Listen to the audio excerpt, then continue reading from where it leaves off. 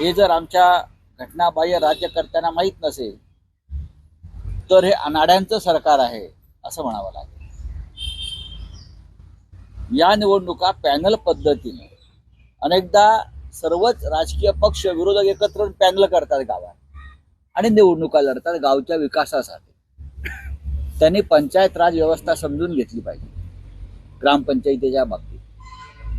पण तरीही हे अडाणी घोडे उधळलेले आहेत. आम्हीच जिंकलो, आम्हीच जिंकलो, आम्हीच जिंकलो. निवडून आलेल्या ग्रामपंचायत त्यांना निधी मिळावा, विकासासाठी फंड मिळावा म्हणून सरकारकडे जातात. ही परंपरा आहे. कारण त्या बिगर राजकीय स्थानिक स्वराज्य संस्था असतात. हे समजून घेतलं पाहिजे मुख्यमंत्र्यांनी. 30-30 टेप वाजवून जनमत काय त्यांच्या बाजूने वाढणार नाही. त्यांचं म्हणणं की माझं पूर्ण होत आहे. जे सरकार, जे राजकीय पक्ष विद्यापीठाच्या सिनेट निवडणुका घ्यायला घाबरत आहे त्यांचे हातभर फाटते माझ्या भाषेत बोलायचं होतं. जे सरकार आणि जे राजकीय पक्ष विद्यापीठाच्या निवडणुका सेनेट निवडणुका घेण्यासाठी चालढकल करतात त्यांनी ग्रामपंचायत निवडणुकांच्या विजयावर दावा सांगावा हे हास्यास्पद आहे. जे सरकार, जे राजकीय पक्ष मुंबईसह 14 महानगरपालिकांच्या निवडणुका घ्यायला धजावत नाहीत ते म्हणतात मी ग्रामपंचायती जिंकलो. अरे घ्या, सिनेटच्या निवडणुका घ्या. आता मुंबईसह 14 महानगरपालिकांच्या निवडणुका घ्या, जिल्हा परिषद निवडणुका घ्या, ज्या पक्ष आणि चिन्हावर लढवल्या जातात, आणि मग सांगा कोण जिंकलं आणि कोण हरलंय. हे अशी मूर्खपणा तुम्ही वारंवार दाखवताय आणि या महाराष्ट्रामध्ये अडाण्यांचं सरकार आहे. या राज्याची बदनामी होते. त्यांचं म्हणणं आहे की पक्ष तुमचा जो आहे तो शेवटच्या क्रमांकावर कुठे आहे. पक्ष ज्या आकडेवारी अहो ती तुम्ही आता माझे तुम्ही उत्तर ऐकलंत ना, तर तुम्ही पण त्यांच्या पक्षात सामील झालाय. या निवडणुका चिन्ह आणि पक्षावर लढवल्या जात नसतील तर ते पक्षाच्या समोर आकडे कसे काय कोण टाकू शकतो.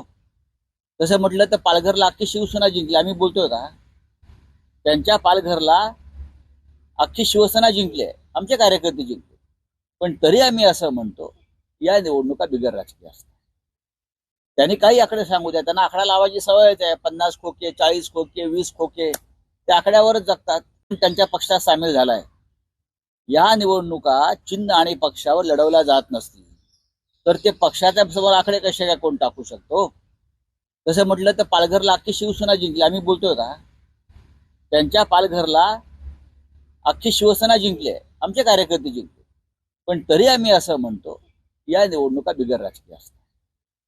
त्यांनी काही आकडे सांगू द्या, त्यांना आकडा लावायची सवयच आहे. 50 खोके, 40 खोके, 20 खोके त्या आकड्यावरच जगतात. दिल्लीला एवढे खोके पाठवले, छत्तीसगडला एवढे खोके पाठवले. सध्या त्यांचा आकड्याचेच खेळ चालू आहेत सर्वत्र ना. पण मी परत सांगतो या निवडणुका जर अभ्यास केला तुम्ही आतापर्यंत या आपला पंचायत राज सिस्टीमचा, तर ग्रामपंचायत निवडणुका या चिन्ह राजकीय पक्षावर लढवल्या जात नाहीत. त्या स्वतंत्रपणे त्या लढवल्या जातात, पॅनल पद्धतीनं लढवल्या जातात. म्हणून म्हणतोय ना, जे सरकार आणि जे राजकीय पक्ष आम्हाला तर सांगतायत ना सिनेट निवडणुका घ्यायला घाबरतात. निवडणुकांच्या तारखा जाहीर झालेल्या असताना तुम्ही रडीचा डाव करता. हा, मुंबई महानगरपालिकेसह 14 महानगरपालिका निवडणुका आपण घ्यायला तयार नाही आहेत. म्हणजेच आपली किती फाटते शिवसेनेसमोर. निवडणुका या घ्या, या निवडणुका जाहीर करा आणि त्या निकालावर बोला कोण जिंकलाय कोण हरताय. नाही, तसं नाहीये ते. असं नाहीये ते एक देश एक निवडणूक. एक पक्ष आणि एकदाच निवडणूक अशी त्यांची घोषणा आहे. एकच पक्ष आणि फक्त यापुढे एकदाच निवडणूक. लोकशाही नहीं.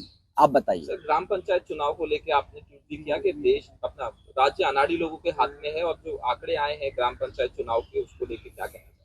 देखिए, ये ग्राम पंचायत की निवडणूक होती है, ये पूरे देश में किसी राजकीय पार्टी, पॉलिटिकल पार्टी या सिंबल के ऊपर नहीं लड़े जाते. जो पंचायत राज सिस्टम है वो समझ लेना चाहिए. ये पैनल सिस्टम से लड़ी जाती है. कभी कभी वो पैनल में सभी पार्टी के लोग रहते हैं और जीतने के बाद लोग दावा करते हैं ये हमारा है, ये हमारा है, ये हमारा है, ये हमारा है। ऐसा नहीं होता ना। वैसे तो फिर हम भी दावा कर सकते हैं। जीतने के बाद एक ग्राम पंचायत के लोग होते हैं, उनको फंड की जरूरत होती है, सरकार के पास जाते हैं, क्योंकि उनकी पूरा जो कंट्रोल है सरकार के पास होता है। ये सरकार दावा करती है ग्राम पंचायत चुनाव जीतने की, लेकिन ये सरकार यूनिवर्सिटी का सीनेट निवडणूक लेने में डर रही है, क्योंकि हार रही है। ये सरकार मुंबई महानगर पालिका और 14 और महानगर पालिका के चुनाव लेने से डर रही है, क्योंकि हार जाएंगे। ये ग्राम पंचायत का चुनाव के बारे में दावा करना तो मूर्खता है। छगन सर, हर भुजबळ महादेव- सरकारला घरचा आहेर देतात. त्यांचं असं म्हणणं आहे की सरसकट जर मराठा आरक्षण दिलं तर ओबीसी आरक्षण संपुष्टात येईल. आज तर शिष्टमंडळ आता हा विषय अत्यंत नाजूक आणि गंभीर.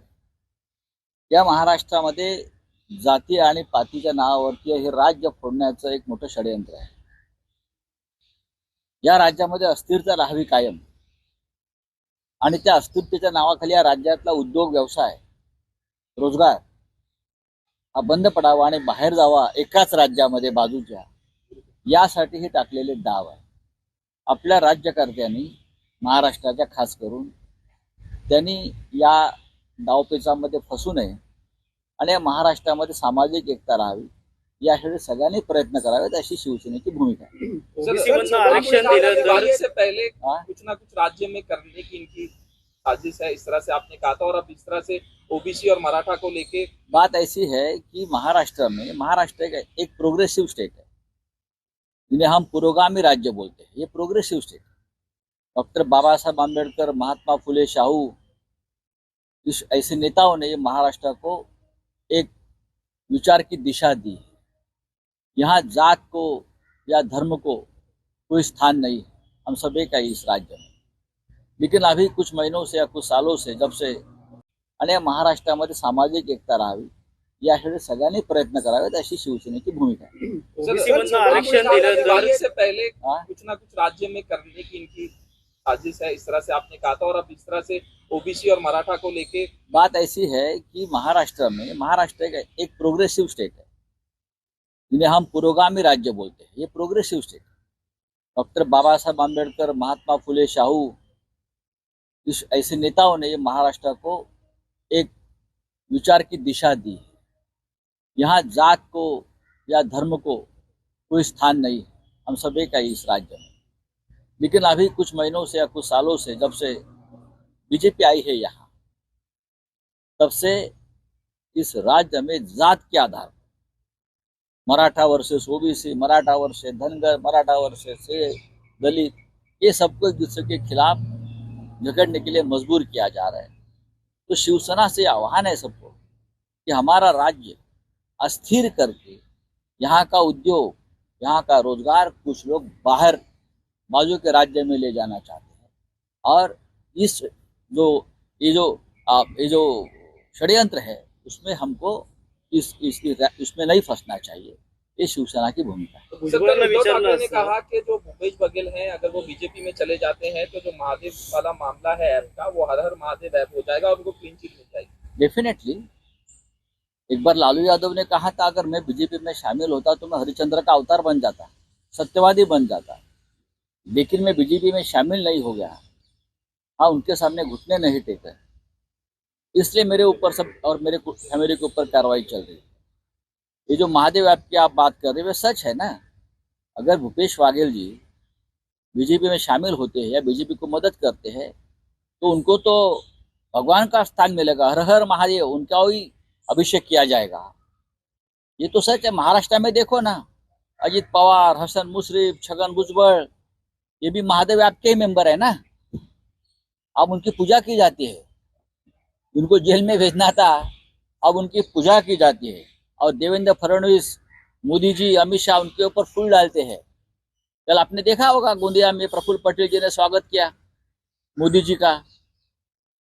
यही प्रफुल्ल पटेल जी, इनके ऊपर मोदी जी ने इकबाल मिर्ची के साथ संबंध जोड़ा था, मालूम है ना आपको. कल उनके स्वागत के लिए खड़े थे और हाथ में हाथ डालकर दोनों चल रहे थे. ये महादेव ऐप की कमाल है. तर सर्वपक्षीय बैठकीमध्ये देवेंद्र फडणवीस लाठीचार्ज संदर्भात बोलणार होते, मात्र त्यांना बोलून दिलं गेलं नाही असं छगन भुजबळ बोलतात. आणि त्यांना विचारलं असं जर मला माहित नाही बघा, ज्या गोष्टी मला माहित नाही कॅबिनेट मधल्या त्याच्याविषयी बोलणार नाही. दादा बागेश्वर भी नारायण समाज को ये सपोर्ट कर रहे हैं, कहीं ना कहीं ये राजनीति देखिए बीजेपी की राजनीति हमेशा चलती है, अभी उसके ऊपर क्या बात करनी. चले सर, थँक्यू. दिवाळी अंक येणार आहे, त्याच आप भीती जेलमधले तुमची देखील सांगण्यात आली दिवाळी आहे. अंक आला तो वाचा, मग मी आपल्याशी कसं बोलेन. संदर्भात सगळं कुठे एकदम